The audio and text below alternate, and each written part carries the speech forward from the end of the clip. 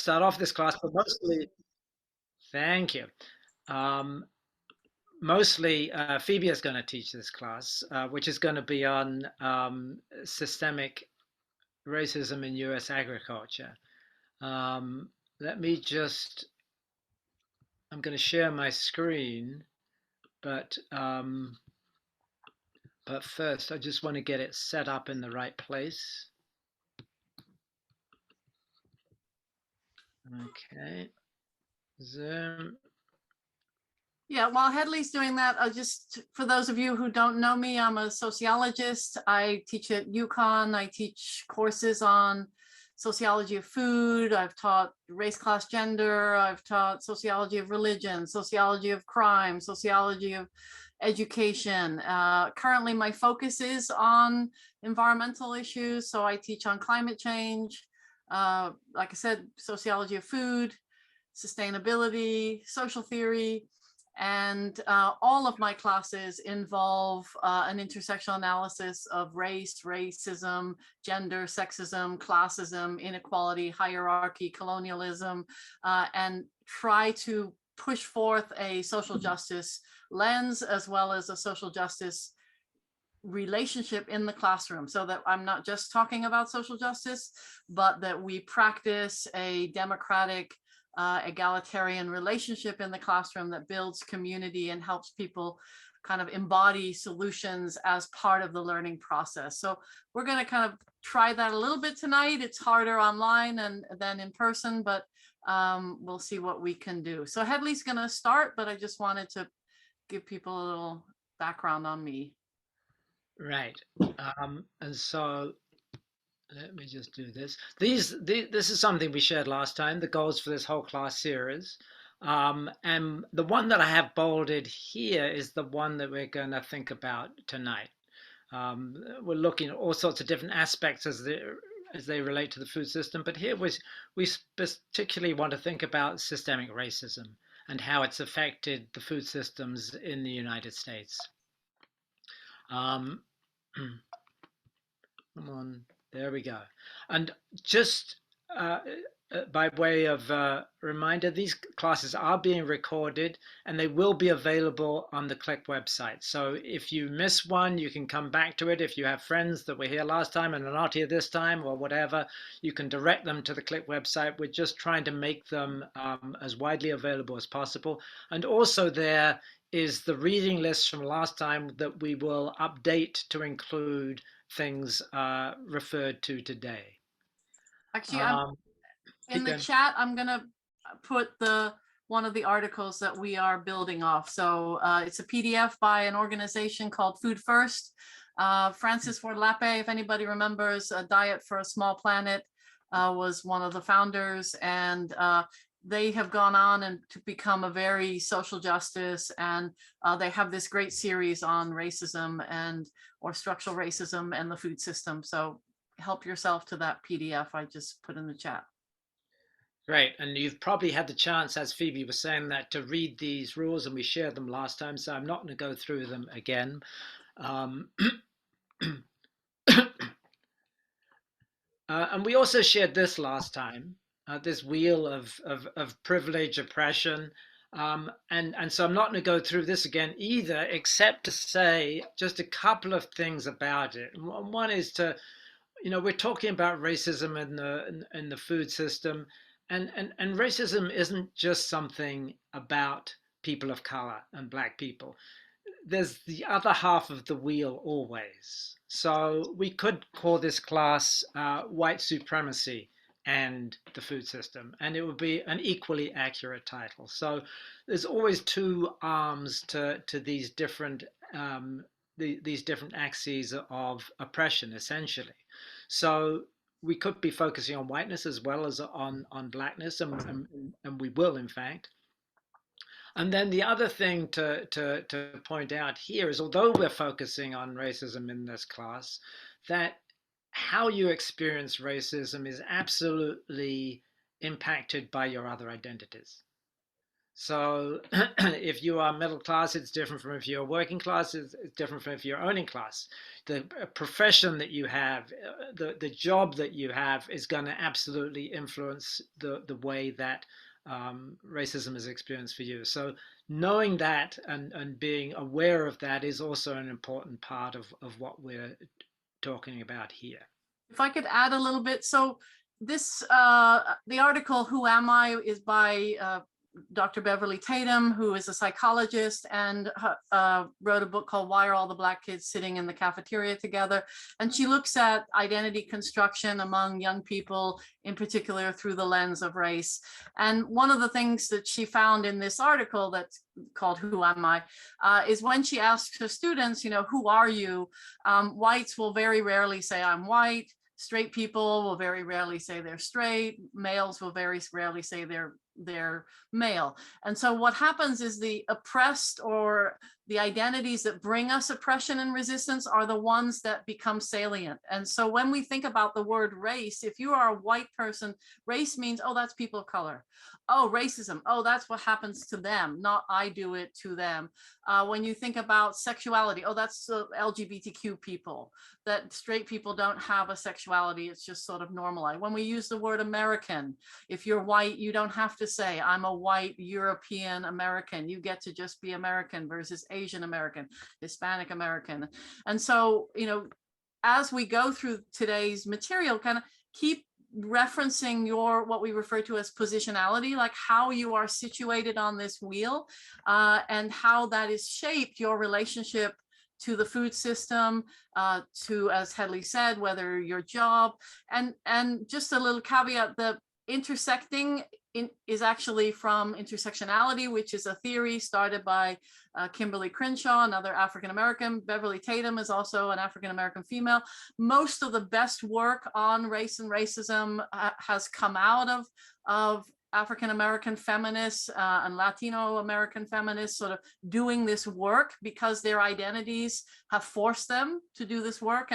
And Kimberly Crenshaw's realization is, she was is a legal scholar, realized that you can't file a petition of discrimination based on your intersecting identities. So you could file that you were being discriminated as a woman, or you could file that you were being discriminated as a person of color, but you couldn't file that I'm being discriminated specifically for the way that my race and my gender intersect. And one of the issues was hair, the way jobs would treat women of color's hair and make that, you need to straighten it, or you need to cut it, you can't have it dreaded, you can't have it, and so she started to say, wait a minute, we need a new way of thinking about identity, and hence the concept of intersectionality. Great, thanks. So we're gonna get you talking a little bit about racism to start with. And so we're going to divide you up into breakout rooms in pairs, and really just to get you first talking about in a listening exchange. So there'll be two of you together. And what we want you to do is just take it in turns to listen and to talk. So don't both talk at once. You're going to be in your room for 6 minutes total. So you'll have 3 minutes each. There'll be a timer on the screen. So allow one person to talk for 3 minutes, the other person to listen for 3 minutes. So take it in turns, dividing the time equally, 3 minutes each. And don't just listen. You don't have to say anything. You don't have to say, that's the most racist comment I've ever heard in my life, or anything. Don't judge. Just listen and allow people to talk about the issues that they have here, and then we're going to keep confidentiality. So the person can say whatever they say, and they are not going to have it repeated back to them or have somebody else told about it. And having these rules, in particular when you're talking about race, is very important, because if you're a white person, we really are not very comfortable talking about race, and so having these safety measures in place is a helpful thing, because Um, one of the problems we have is because we're not comfortable talking about it, we don't do it. And so this is sort of an attempt to try and get you warmed up a little bit and actually addressing issues of race in a safe conversation. So the questions are right here at the top. How did you first learn about race, about racism, about people that were different from you, people that were a different color from you? How were they different? How were these differences treated in your family? You might have grown up in New York City in a very diverse kind of neighborhood, or you might have grown up in rural Connecticut where a person of color was just somebody you rarely saw on TV. Whatever it is, it's interesting to think about because these early experiences are very formative for us. So, are there Just any to add, questions about what we're doing here? I'm just going to add, Headley, the 10 Yep. lessons, those are there for you to consider. But I think the first one is most important: lead with share values. So the purpose of this class is to increase the level of understanding, to focus on how to achieve elements of justice, how to build community and equity, right? So we're doing this with a larger purpose, that we're seeking to understand and to dismantle and to really change our systemic systems that are so incredibly racist, unequal, and oppressive. So kind of, with that sort of open-heartedness, we're trying to start with ourselves, because I don't think anybody can address their internalized racism, particularly if you are white, unless you begin kind of unpacking how you understood your own identity.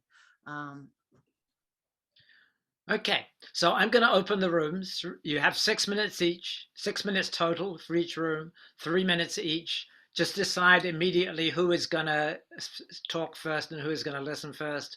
Keep an eye on the timer, 3 minutes each, and then switch at that point. The rooms will close automatically after 6 minutes, then you'll be brought back here. Any questions? Don't forget to unmute yourself when you get into your room. I have a question. Yep. I have no idea what the capital letters BIPOC stand for. Black, Indigenous, and people of color. Thank you. It's a whole new phrasing for me. Okay, thank you. Yeah, it's a relatively new phrase. Yeah. Thank you for asking. Thank you. Okay. So here we are. Yay, here we are. Thanks, John. Good. Welcome back, everybody. Before passing it over to Phoebe for what she's going to talk about, any comments on that exercise? Anything you'd I like didn't to realize say? how long I was talking. 6 minutes, it usually seems longer than what I experienced. So I apologize to my partner. She didn't get much of a chance. I hogged a lot. Yeah, but you know what? I'll just say that it did go by fast, but you had a lot of intersectionality in what you talked about. And it was fascinating. So I'm really glad I got a chance to hear. And I had a chance to, so it was good. Great. That was Anybody short. Short. 3 minutes is short. Mhm. And Mike and I appear to be talkers. Okay, so let me start the screen share again and pass it over to Phoebe. Yeah, so one of the things that I was talking about, my parents were British, and I grew up very much in the ongoing British colonial narrative of kind of civilizing the savages and bringing, my parents weren't Christian, but the sort of message of the missionary and the colonial empire aspect very much shaped my own childhood. But I think it's very important as we look at race to recognize, how much it started in British law, right? And particularly, interestingly enough, the British almost learned everything that they practiced later on with the Irish. And so the Irish were one of the first ways that the British developed this idea of a racial inferiority, of being primitive, of being savage. And a lot of what we have to remember is these narratives become the justifications for extreme forms of exploitation, whether that's exploitation of labor, resources, and how those two kind of come together. And so one of the things we wanted to do is just kind of share a little piece. And, you know, this topic could be huge. There's multiple things that we could talk about.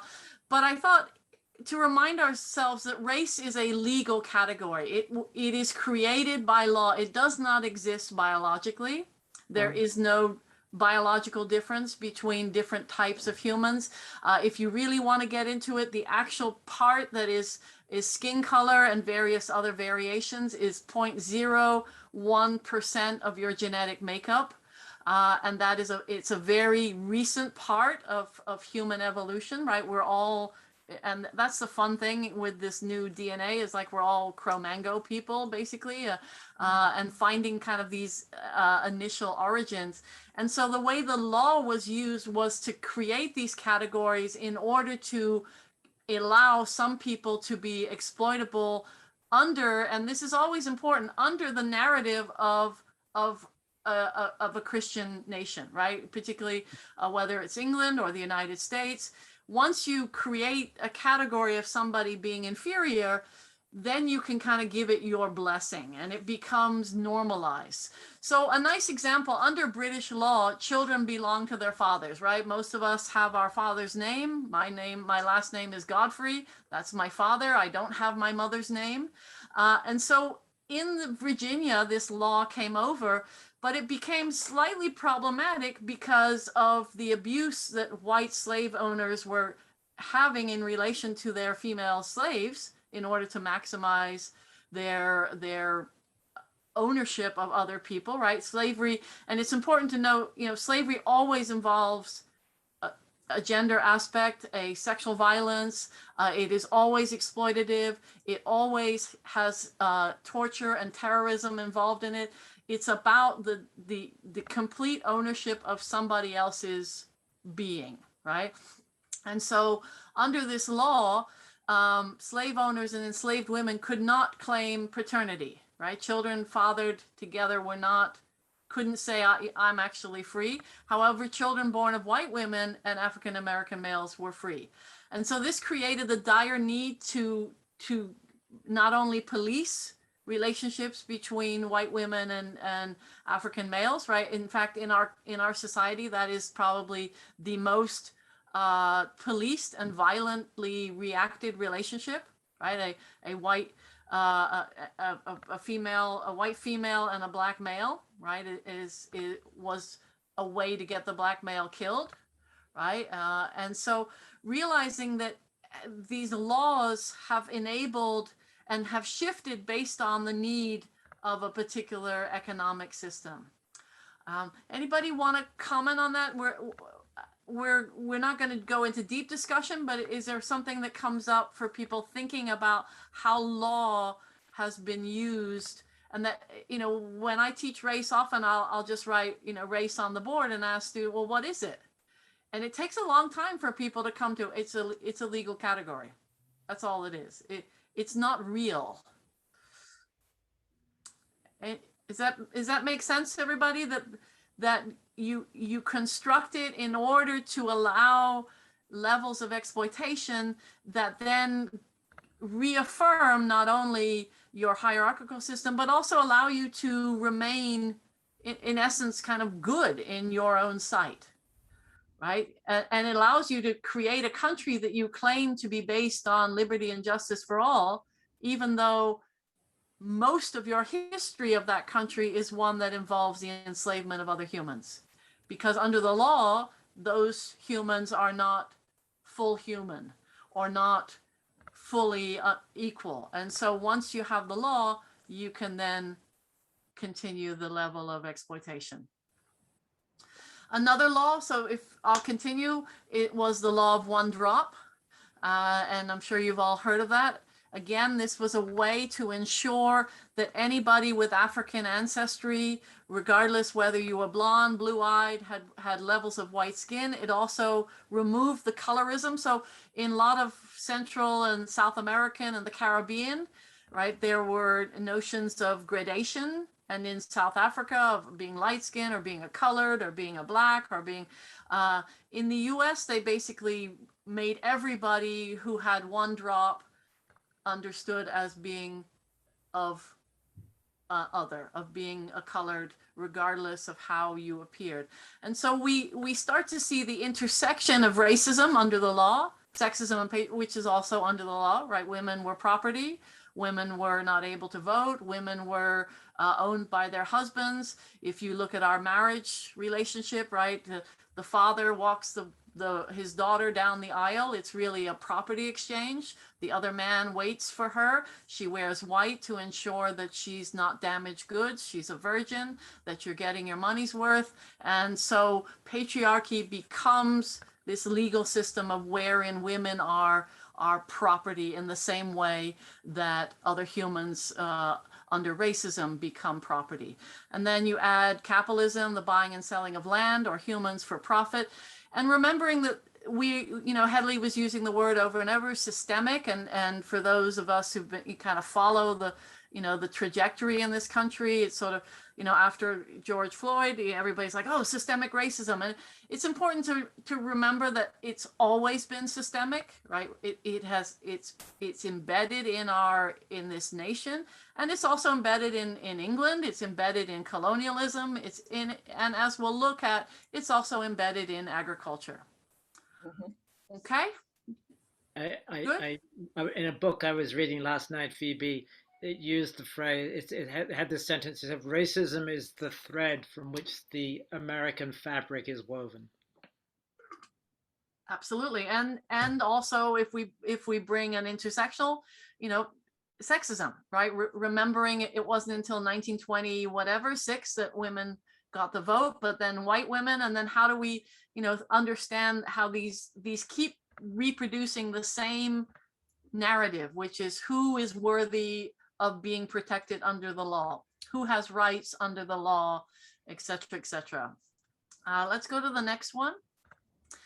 So it's important to remember that black and white also are social constructs. They don't exist. People are not really white or black. People come from cultures. They come from ancient societies. They come from incredibly complex relationships with place and space and story and history. But what happened in these legal categories is that everybody got homogenized, right? So most white people, except for with a few exceptions, don't say, well, I'm Italian from Sicily and I'm Catholic and I'm this and I'm white. It's, oh, I'm white. Or, or I'm Irish and I'm this and I'm this. And so the creation of whiteness was also the homogenization of all of these identities. In fact, there's a lot of ways of saying how the Irish became white, how the Jews became white, how the Italians became white. And once they became white, their relationship was solidified into a collective, and the opposite was then the other, right? The non-white.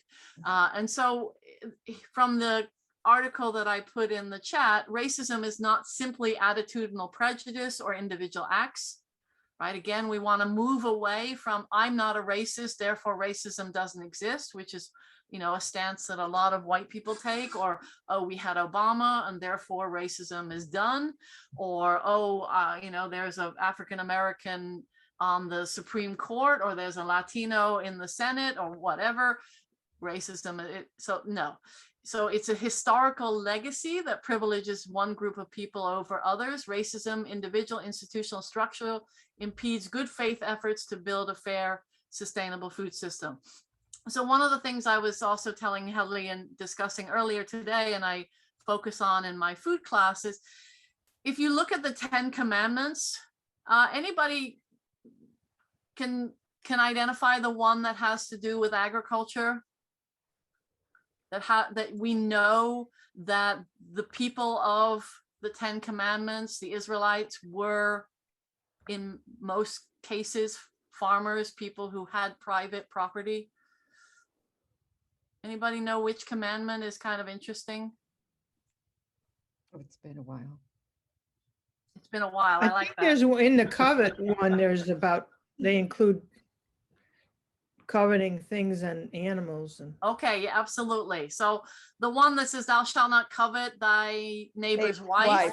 Right. So we can understand from that women as property, right? And if you like from last week with Headley's last month with Headley's presentation of hunting gathering and the shift to agriculture, one of the big shifts was the shift over to patriarchy, right? Most hunter gatherers, and you can look into this, had an element of the goddess, of worshiping the fertility and the sense of the earth.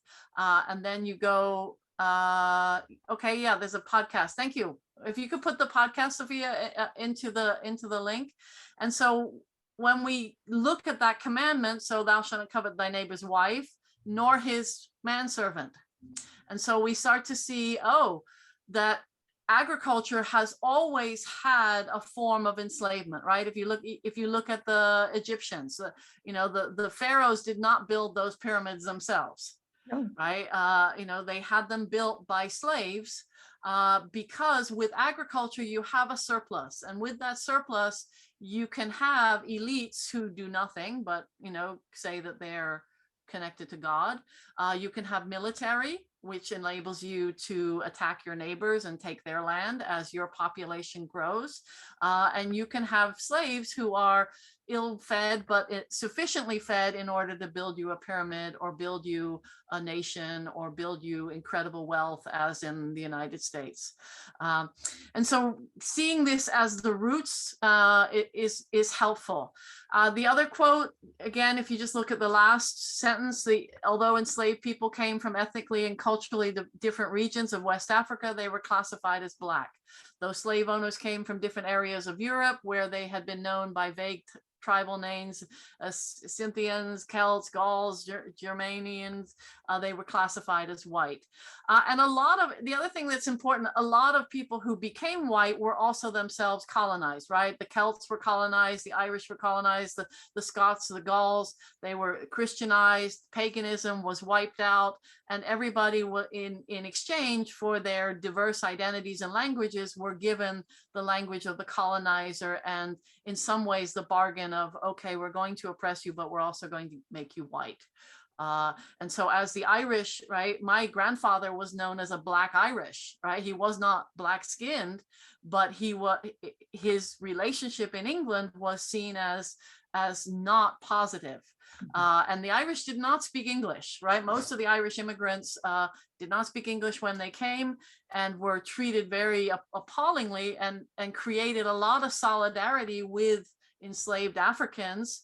Lots of African Americans have Irish blood as a result, but once the category of white and Black was created, it put a division between what had been a very powerful way of taking on the hierarchy, right? And race is very good at dividing the working class, if you want to think of it that way. Okay, let's go to the next one if we're good. And the other thing about race, like I was saying, is, it's a social construct, it's a legal category, it's not a real category.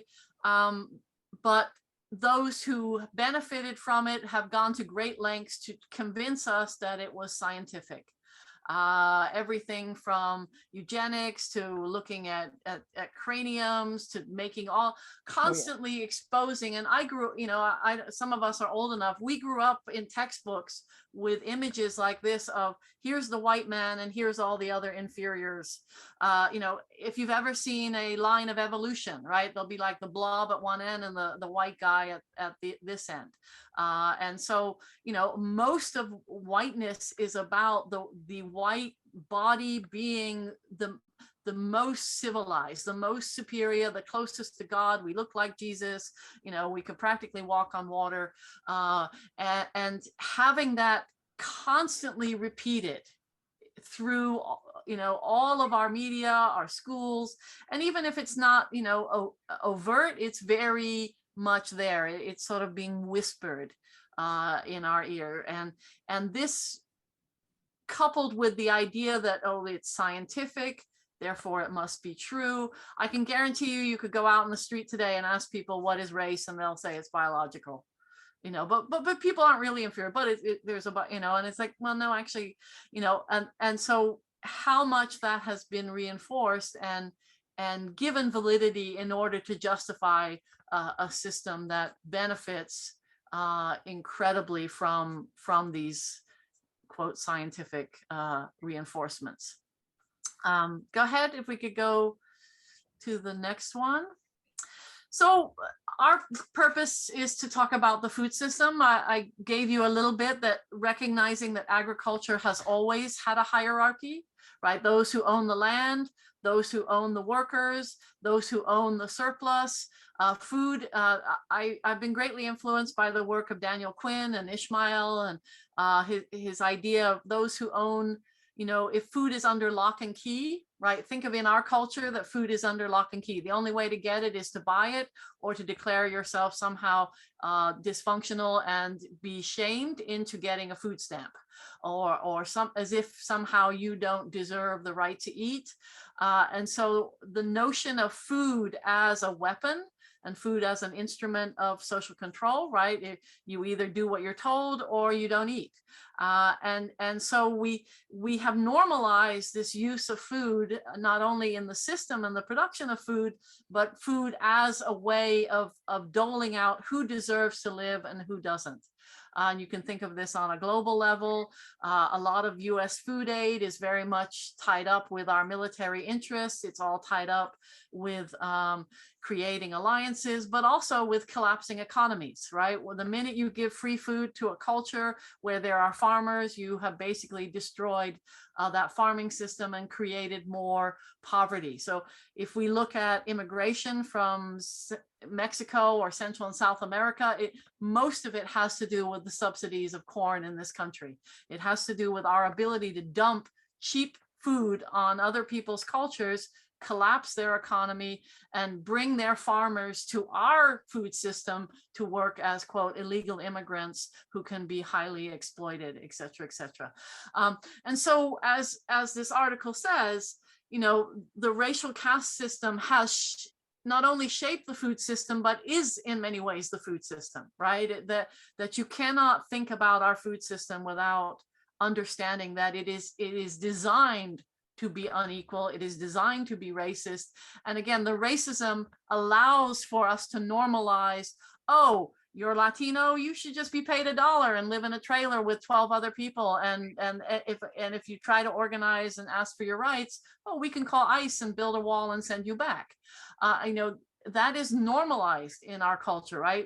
Trump's ability to get people yelling, build a wall, is sort of systematic of how we perceive the presence of people who actually run our food system, right? Without illegal immigration, our food system as we know it would collapse. And so I really love this other quote: calls to fix a broken food system assume that the capitalist food system used to work well, right? Or, that all we need to do is tinker it a little bit, or we just need to do this and that. Lynette, go ahead. So tying into what you said earlier, that agriculture has always had like slavery. So does that mean that it still has slavery because we're using illegal immigrants that like need to survive? So great question. Yeah. And it depends on if you consider forms of wage labor a form of slavery. So Karl Marx would consider wage labor as a form of enslavement, right? That if you read the Communist Manifesto, it ends by saying, workers of the world unite, you have nothing to lose but your chains. So that illegal immigrants, we could say, well, they could, they should have stayed in school, or why did they come here? Or, they should have worked harder. But if you look at the larger ways that the system is set up, I would argue, yes, they are definitely enslaved. And you could, use that term, and it's important, to talk about the Atlantic slave trade as a particular historical form of slavery, and then identify other ways that slavery is still used. I mean, trafficking of people, the sugar system, right? My students recently watched a film called The Price of Sugar. Haitians are trafficked from Haiti to the Dominican Republic and basically produce sugar for Domino's, which is the largest US sugar company. Bananas, people are trafficked into the banana plantations. They are kept under, armed guard. And you could say, well, they could leave, but a lot of the ways that capitalism works is, especially when it's kind of in its nascent form. So plantations is a very basic form of a capitalist colonial structure. The workers are housed by the company. They're fed by the company, and so their paychecks are basically owned by the company, right? Mhm. It's not like, oh, I got my pay and I'll go look and see where else I could go. And most of the people who are working on those plantations being, say, run by Chiquita Banana or Dole, used to have their own land. If we go back into their family history, right, they would have had. And so most of what the US has done in Central and South America in terms of our military support of dictators has pushed farmers off their land, created plantations, and then rehired those farmers as wage labor. Does that make sense? Oh, yeah. Right. So kind of Yes, it does. ensuring that there's always a surplus of labor who can be highly exploited. Okay. And so, back to just finishing the quote, thanks for that question, that the system is not broken. It functions precisely the way it's supposed to. And that's a very critical theorist. So I'm a critical theorist. I look at society from a lens of questioning capitalism. And those of us that question capitalism, we often come and say, it's doing exactly what it was supposed to do. Mhm. Right. For example, we might say, oh, the schools, they're, students are dropping out and the schools are not working. And the answer is, no, the schools are doing exactly what they're supposed to do. Yeah. Students are supposed to drop out because we need people to be in disenfranchised, low paid wage labor.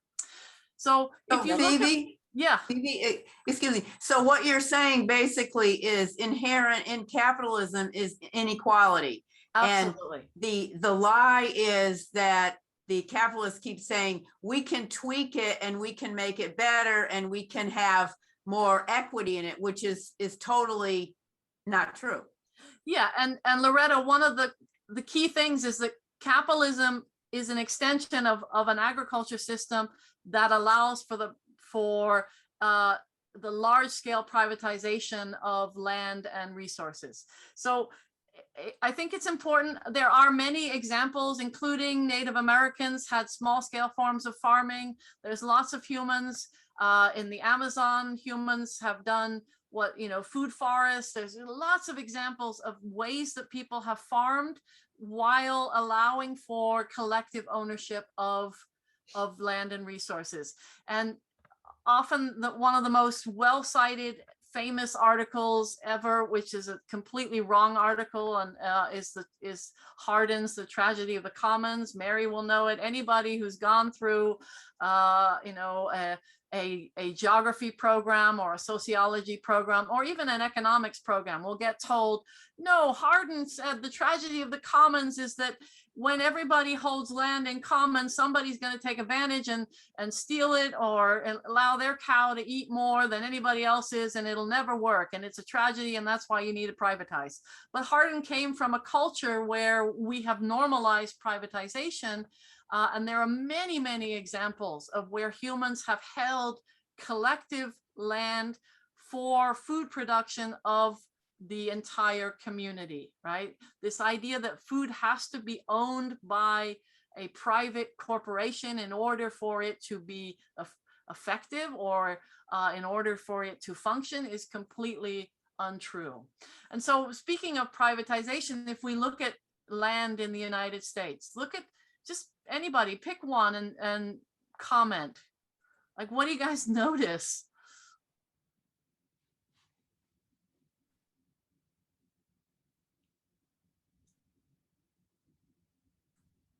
Anybody want to comment about ownership of land in the United States in terms of the value? So you know, somebody might own a lot of land, but it's at the top of a mountain and it's all rock, right? Or somebody might own something. So who owns land that is valuable, or who owns how much acreage? What do you guys, what is interesting?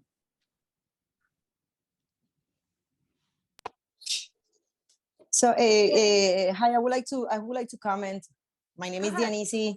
So I'm just thinking about, land and racism and all of this situation, and think about Willimantic and how, us Latinx community think of the hills, as the upper, high, income class in Willimantic, and then the lower part of the town, which is Main Street, Spring Street and Hope and Milk Street, those are being seen as, the poor people. So, and it's so interesting to me, that you can actually, you don't see the mark, but you can feel it.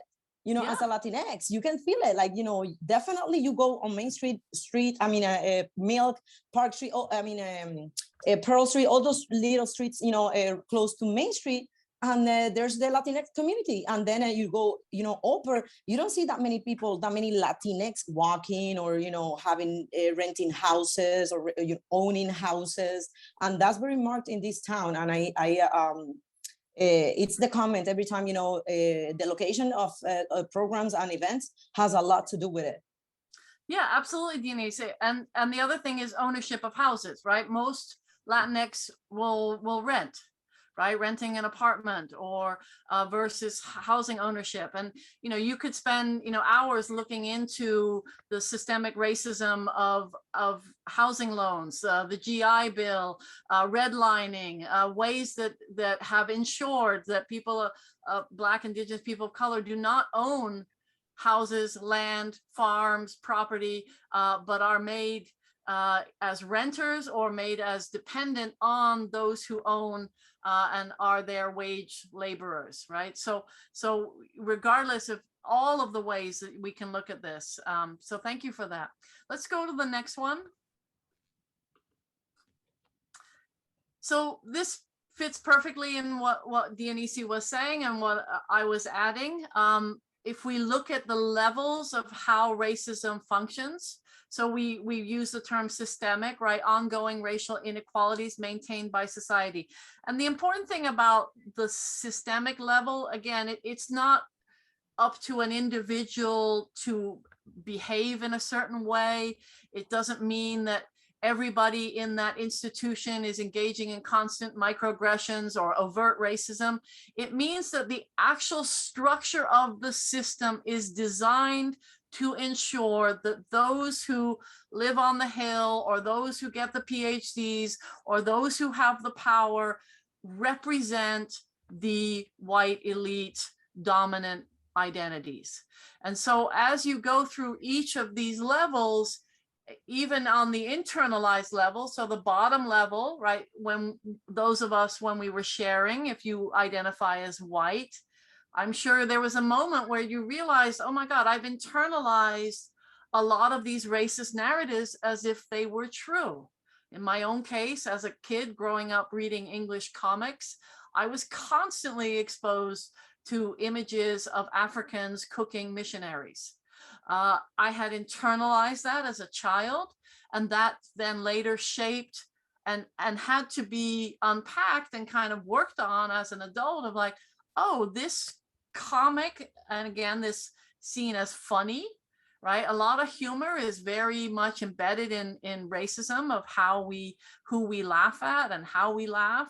And so you internalize it, or if you identify as a person of color, you have internalized racism, imposter syndrome, where you feel you are not deserving or as good as, and of course you've internalized it because the system keeps reinforcing the narrative through television, media, government, officials, education, where you live, images of yourself, vision, stories about, and non-positive representation. So if you're a kid of color growing up in this society, you're more likely to see hundreds of images of people like you going to jail than you will see hundreds of people like you being doctors.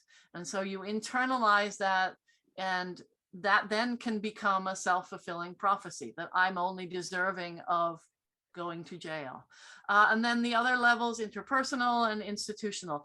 And so the outside, as we were talking about in Willimantic, housing, criminal justice, public health, recognizing racism as a public health crisis, right? Education, banking, who has access to housing loans, who has access to student loans, who has access to like the GI Bill, which enabled most white GIs after World War II to go to college for free and get a house loan in suburbia. And so right off, coming out of a war, fighting against fascism and racism towards the Jews, we recreated the very same system. And so African-American and Latino GIs had just like, I've just been fighting fascism in Europe, and I come home and I can't even get a loan to get a house. I can't even be honored as a service person in the way that the whites are being honored. And so recognizing this is ongoing in our society. Anybody want to comment or question?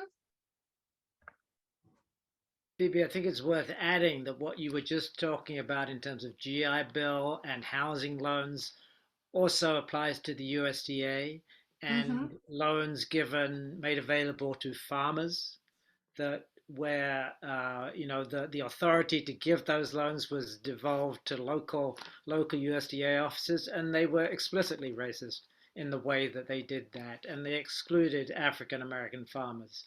The USDA has recognized this and has under some of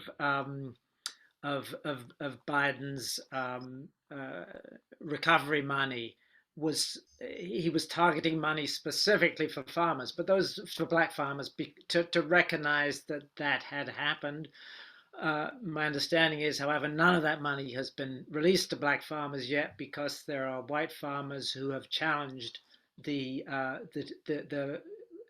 focus on African American farmers, because they're saying, well, this is racist. This is racist, yeah. And I think to add to that, Hedley, again, if we go back, can we go back to the slide? I have no idea. Of land ownership? I don't one backwards. I understand that, but I'm not. Oh, I'm sorry.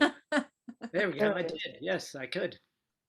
The other thing is to remember, of course, is all this land was once indigenous land, right? So, so again, there's the added layer of the white supremacist colonial settler narrative, right? So not only is this unequal in terms of and if you look, American Indians are on the chart, but look at the tiny percentages in terms of reservations, and most of those reservations were land that at that time was perceived as not being very valuable. Now, of course, it's like, oh my God, it has oil on it.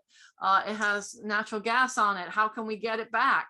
And so, the whole fracking on native land, and then the high levels of poverty within the reservations has, for so many Native Americans, made fracking and oil drilling the only option. And so it has complicated their relationship to land and their relationship to each other, right? Same thing with the Mohegan, right?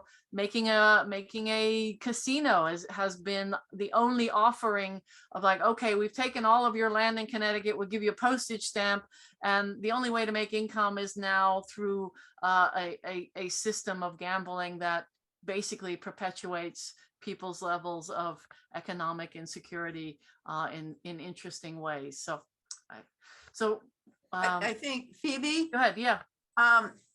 It's interesting when you're looking at systemic racism, and there's been some inroads in terms of like federal government or state policies that try and do some things to, equalize things a little bit, which is, obviously they can't do that. But now with the Supreme Court being so incredibly conservative, all of these programs are totally going to disappear. I know there's been some help for Black farmers in terms of being able to keep their land and everything. And it seems to me that a lot of these programming, I mean, it wasn't a solution, of course, but it helped a little. It helped some people.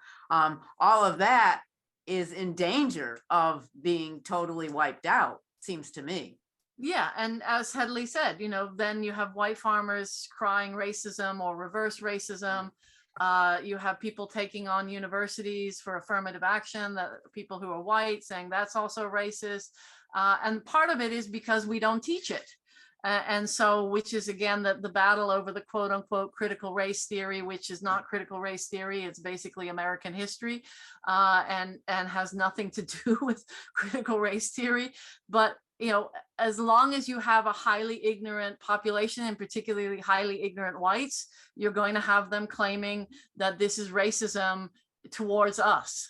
I once taught white racism at the UConn campus, and this was going way back when I first came to UConn, and I was in this lecture hall, and I asked students, so what's this class about? And I swear to you, I feel very badly for this white student. They put up their hand, racism towards white people, and I was like, I'm glad you're here. I'm glad you're here so we can work on that. But that's part of the legitimization of racism towards Black, Indigenous people of color, is that it's equal. Both sides have a say in this. I just want to acknowledge that Luke put in the chat the dynamics of neocolonialism. Absolutely. So new, and so neocolonialism has many aspects, and much of our corporate involvement. So like, you could say, well, Dole Banana is not a corporation. It is a corporation, but it's not colonial. But Dole Banana in Honduras is a form of neocolonialism, where it's engaging in the same thing, but the model is now focused on capitalism and not on nation building, because who needs nation building when you've got bananas for cheap? So go ahead, Jean. Yeah, thank you. I was thinking about the solutions that we attempt. So for some reason with the state now, I'm picking up this language that they're trying to, we got a lot of money to throw around. The federal government's throwing money at the state needs to get rid of it. And they're doing something about 40% justice or something, where they're really trying to target low-income communities like Wyndham. But one example of how they're having a really hard time doing this is marijuana sales. They decided that they should focus on making the first marijuana legal salespeople people of color in poor communities. And I don't think they have a clue how to reach anybody. So it's kind of like, well, they won't go to the prisons where they put everybody, right? And they won't hire felons. How are they ever going to bridge these gaps that they've created, even with the best intentions of bridging those gaps? Yeah, I mean, great question. And we're actually going to do a little discussion and get into breakout groups to kind of look at, not exactly solutions, but how do we address these issues? So I think that, that example is a really great one. But it's important, again, to remember that a lot of this is part of the system, or all of it is part of the system. And therefore, when we talk about a program, we're going to do a program to help, empower people of color. We're going to do a program to help, right? We're not actually interested in the roots of the problem. We're not interested in asking, well, why does this particular group need this program in the first place, right? And so we tend to focus on addressing symptoms, and that's how you keep the structures going, right? You keep addressing symptoms, and you keep arguing that, all we need is a social justice program, and that program will compensate for an entire social order that has created the problem in the first place, right? So just moving on, and so Jean, keep that in mind and bring it up in your breakout group. And Phoebe, so it's now 22 minutes to 8, so okay. We should move through this quickly and then we'll move through this. So one of the things that just important to remember is that even the good food movement, so most of us were here, if we identify as white, we're like, oh, well, I'm one of the good guys. I shop at the co-op and I study this stuff and blah, blah, blah. And a lot of that has to do with class, right? And that's where intersectionality becomes important. The intersection of being white and middle class enables, or has enabled throughout a lot of this history, to seem to be less racist. Because you don't live in that neighborhood. You can live in suburbia. You go on vacation if you want to. You have access to resources, and so there's this way that organizations and institutions and social classes, we tend to blame racism on poor whites. We tend to stigmatize rednecks, ignorant Southern white people are the problem, especially if you yourself are white. It's like them. And I think it's important. Oh, bye, JK, thank you. And I think it's important, to kind of bring it home. And so, a lot of us, even if we want to solve this, we still sort of avoid it. We still, we're too polite. We don't want to get ugly. It's uncomfortable. It makes us feel guilty. And so we want to get into that. So let's get to the next slide, Hedley. Oh, bye, Loretta. Thank you. So our breakout discussion prompt, and you guys don't have to stick with the prompt, but we just thought, this is helpful and you can kind of take it however you want. This idea that organizations or individuals or families or businesses or even governments or towns like Willimantic or see racism as too difficult or tangential. So it's like, no, we're focused on this. We don't have time to talk about racism. Or we see it as divisive, that, oh, it makes people uncomfortable. And especially if you're in a group of diverse identities, it's like, white people having to talk about race in front of people of color is just like, they avoid it at all, or we avoid it at all costs. And so that it's like, let's just not go there. And so we try to kind of, nice it over, talk about social justice, cover it up and not really get to it. So we wanted to get you in groups, ask you if you agree on the individual level. Is this true for you or in your experience? How much does this sentiment reflect the racial identities of those involved? Are some people of color like, I don't want to talk about race, because white people will be like, what do you think? You tell us how to solve it. And it's exhausting and also stigmatizing and makes people feel uncomfortable in that respect. And then also, how does racism reveal itself in your food system? What do you notice about where you shop, what you eat, how you maneuver in relation to the food system that has come apparent to you today or in the past? And okay, Hedley, anything else to add? No, I think that's fine. We have 15 minutes for these rooms, and so then we'll just meet there, and then they'll close in 15 minutes, and we'll just come back for a quick closing. Okay. We ready? I think we're ready. Okay.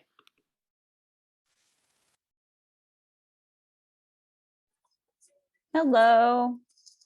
Hello. I'm gonna stop the recording really quick.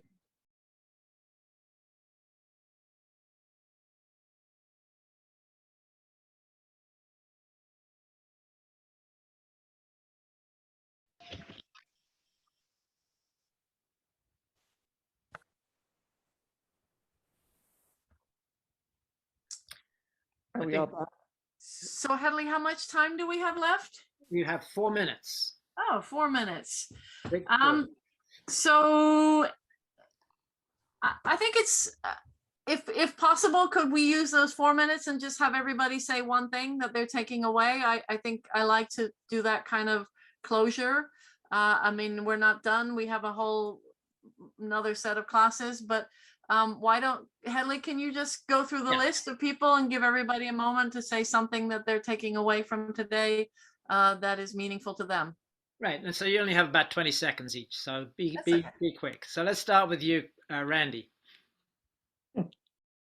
I'm not sure what to say. I think appreciated how things were kind of laid out succinctly, and in terms of the structures of racism, and I don't think we got as much into the food side of it, but but I enjoyed it. Good. Grace. I think the clear depiction of land distribution, while I've been aware of some of the issues related to that, is so stark and so compelling in terms of the need to address that as part of addressing this problem. Is really helpful to learn about. John? Yeah, I really like the portion about how race exists primarily as a legal system of separating people. I think that was really productive for me. Mike? Oh, you clicked on me, Hedley. I didn't click on anybody. Oh, okay. Somebody did. I just asked Mike because I saw him there. He's on my screen. Okay, so my takeaway is in terms of addressing racism specifically in the food system is number one, to be aware of it. And I think this series, at least for me, is starting to bring that into focus. Phoebe had said it's critical that we ID the root of the problem. And I'm an engineer and I absolutely agree. You really have to, if you're not really focusing on the root cause, then your efforts aren't usually successful. And then the third part for me from both our last session and this one is that I'm hopeful if people work hard that there is opportunities to make change and therefore improvements. And that's one of the reasons I decided to attend this session. So thank you. Good. Nancy? You know, the last group, we were talking a lot about how hard it is in our community for to share power and opportunities and resources that, everybody in the government and on committees and running organizations for the most part is white and a lot of times older, and it's people have a hard time giving up that power and that say over how their community goes to other people, and people Great. with less access. Thank you. Sophie?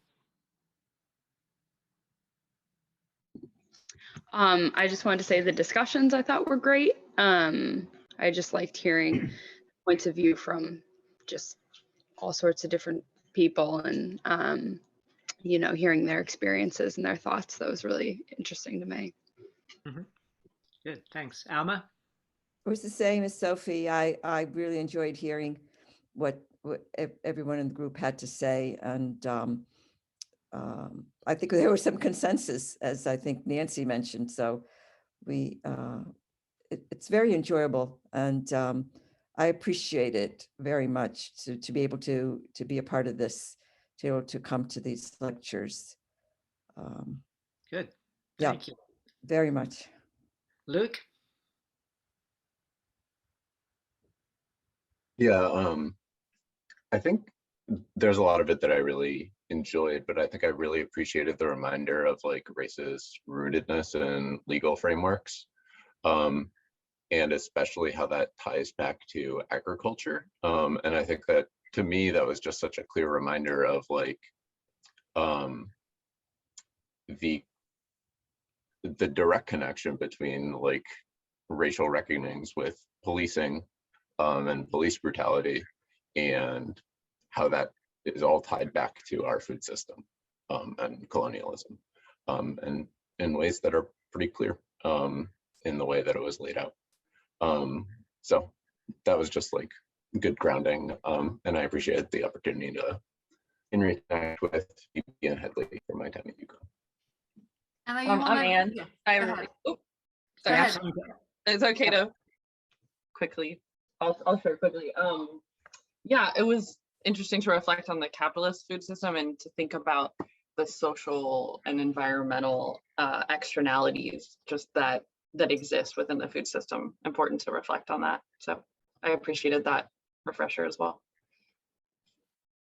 Lynette? I enjoyed the new knowledge. I even wrote it down, like how capitalism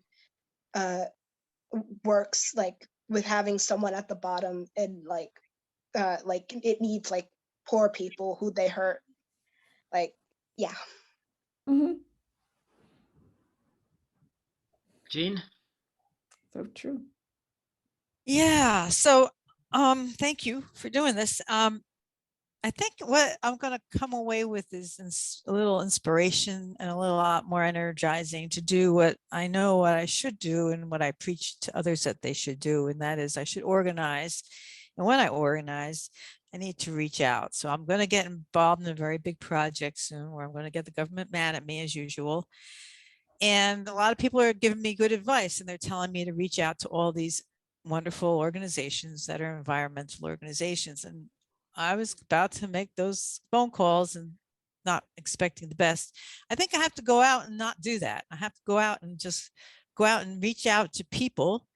And the people who are on the trails are of people of all color. It's a wonderful thing to see these days, and actually talk to real people and meet the people in our community who I am so separated from in so many ways, and just get out there and do the footwork that needs to get done.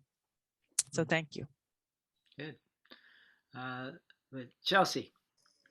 Yeah, I also really enjoyed just everything, but the discussions I found always helped me relearn things.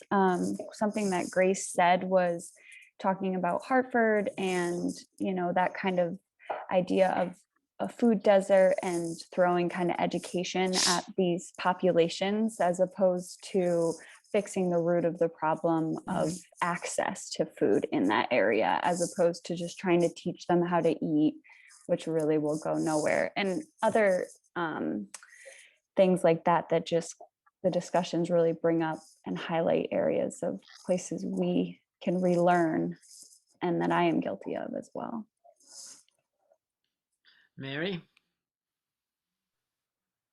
I really liked having the sort of sequence of the last class to this one, where we were thinking about the sort of origins of private property through agriculture, and now seeing that, you know, that directly paved the way to treat humans as property and anyone who was in a specific category, which was then constructed to be able to treat them as property. So that all sort of hangs together in my mind really well, and I found that very valuable. Yeah, I actually would say the same thing, more or less. I mean, I'd always thought of racism as being 500 years old, but now I've come to this conclusion it's 5,000 years old. And so, and it's agriculture that explains that. Phoebe? Yeah, I think my takeaway came up in my group, the concept of reparations and thinking the collective ownership of land, not in the Maoist way of where we're going to force everybody at gunpoint to become into collective farms, but you know, for those young people or people who want to seek solutions through farming, to think collectively, to think Soul Fire Farm, to think, you know, Rise and Root, to think the cooperative ways of engaging in food production that allow for ownership, whether it's fair trade or, you know, these are the models that we need and should be linked to reparations, where land is given back to communities for decision making and return the commons, basically. Great. Well, thank you all for coming. again. The next one in this series will be in 4 weeks' time, and we'll be looking at who grows your food. If you want to do a little more hands-on stuff, in 2 weeks' time, we'll have a class on Puerto Rican cooking. So welcome to all. Welcome to bring your friends. Thank you. Great. Thank Yeah, you. thanks, everybody. Thank you.